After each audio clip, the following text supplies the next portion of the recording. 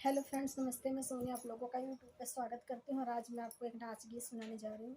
तो प्लीज़ आप लोग इस गीत को पूरा सुनना और अपना आशीर्वाद देना।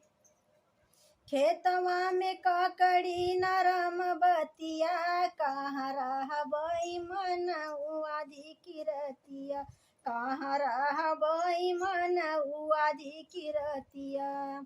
खेतवा में काकड़ी नरम बतिया, कहाँ रहबई मन आधी किरतिया, कहाँ रहबई मन आधी किरतिया।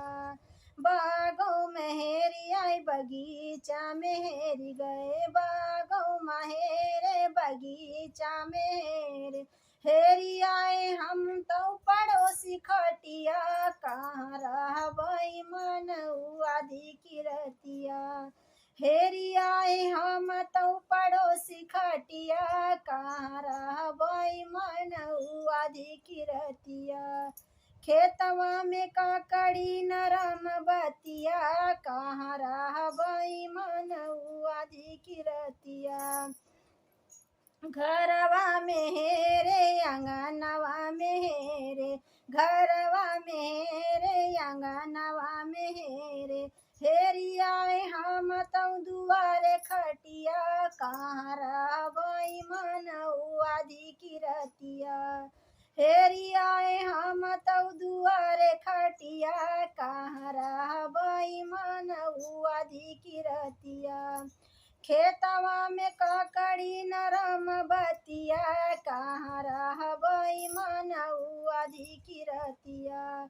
महलो मेहरे धुमाहलो मेहरे, महलो मेहरे धुमाहलो मेहरे हेरी आए हम तो सौतिनिया खटिया, कहाँ रहबई मन आधी किरतिया।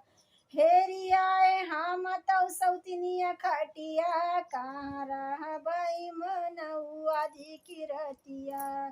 खेतवा में काकड़ी नरम बतिया, कहाँ रहबई मन आधी किरतिया, कहाँ रहबई मन आधी किरतिया।